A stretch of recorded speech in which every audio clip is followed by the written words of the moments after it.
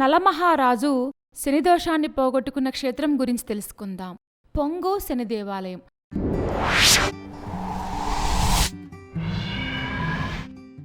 ఈ ఆలయం తమిళనాడు రాష్ట్రం తిరువారూర్ జిల్లాలోని తిరుక్కొళ్ళికాడులో కొలువై ఉంది. ఏలినాటి శని ప్రభావాన్ని తగ్గించి అష్టైశ్వర్యాలు ప్రసాదించే మహిమాన్విత క్షేత్రం. ఇక్కడ శని భగవాను యొక్క అనుగ్రహం కోసం నలమహారాజు పూజలు చేశాడని ప్రతీతి.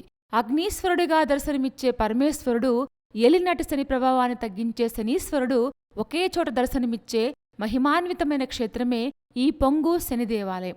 ఇక్కడ కొలువైన శనీశ్వరుణ్ణి పూజిస్తే ఏలినాటి శని ప్రభావం తగ్గడమే కాకుండా అష్టైశ్వర్యాలు కలుగుతాయనేది ఒక నమ్మకం. అగ్నీశ్వరర్ ఆలయంగానూ ప్రసిద్ధి పొందిన ఈ క్షేత్రానికి 100 సంవత్సరాల చరిత్ర ఉందని ప్రతీతి. ఈ ఆలయాన్ని చోళరాజులు నిర్మించారు. ఏలినాటి శని ఎవరికైనా సరే 30 ఏళ్లకొకసారి 3 దశల్లో వస్తుంది అంటారు. మొదటి దశను వ్యయ, రెండో దశను జన్మ, చివరి దశను ద్వితీయ అంటే మరణశనిగా పిలుస్తారు. 7.5 సంవత్సరాల పాటు ఉండే ఈ ఏలినాటి శనికాలంలో చాలా తక్కువ మందికే మంచి జరుగుతుంది. అనారోగ్యాలు, ఆర్థికపరమైన సమస్యలతో బాధపడేవారే అధికం. వాటన్నింటినీ తొలగించి సకల శుభాలను కలిగిస్తాడు ఈ పొంగు శని దేవాలయంలో కొలువుతీరిన శని భగవానుడు. ఈ ఆలయం శని దేవాలయమే అయినా కానీ ఇక్కడ పరమేశ్వరుడు మూలమూర్తిగా పూజలందుకోవడం విశేషం. శివాలయాల్లో కనిపించే లింగాలు సాధారణంగా నల్లగా ఉంటాయి. ఇక్కడ మాత్రం శివలింగం అగ్నికి చిహ్నంగా లేత ఎరుపు రంగులో ఉంటాన్ని చూడొచ్చు. అలాగే స్వామితో పాటు కొలువైన పార్వతీదేవి మృదుపద నాయికగా పూజలందుకుంటున్నారు. శని భగవానుడు తన వాహనమైన కాకితో ఓ చేత్తో నాగల్ని పట్టుకొని అభయహస్తంతో దర్శనమిస్తారు. ఈ ఆలయం యొక్క స్థల పురాణం గురించి తెలుసుకుందాం. దక్షుడు నిర్వహించిన యాగానికి అగ్నిదేవుడు కూడా హాజరయ్యారట. అలాగే పాండవులు నిర్మించుకున్న లక్కగృహాన్ని అగ్నిదేవుడు దహనం చేయడంతో ఆగ్రహించిన పరమేశ్వరుడు అతన్ని తీవ్రంగా శపించారు. దాంతో తన శక్తులను కోల్పోయిన అగ్ని ఈ ప్రాంతానికి వచ్చి పరమేశ్వరుడి అనుగ్రహాన్ని పొందేందుకు తపస్సు చేయడం ఆరంభించారట.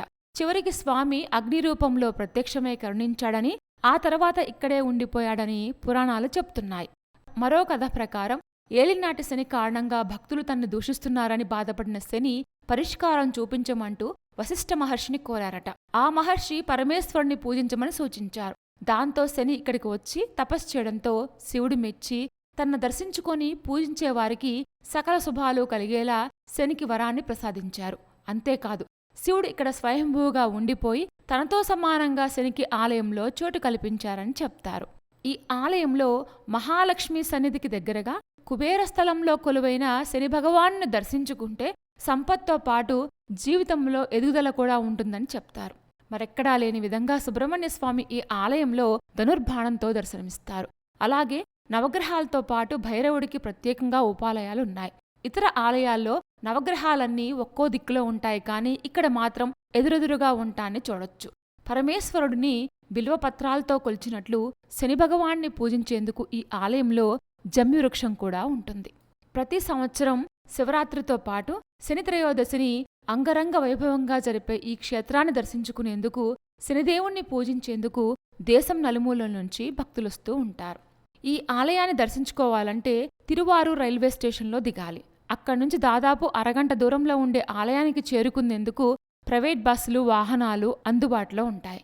ఈ ఆలయానికి దగ్గర railway station Thiruvarur railway station. ఇక్కడ్నుంచి ఈ ఆలయాన్ని చేరుకునేందుకు దాదాపు అరగంట పడుతుంది.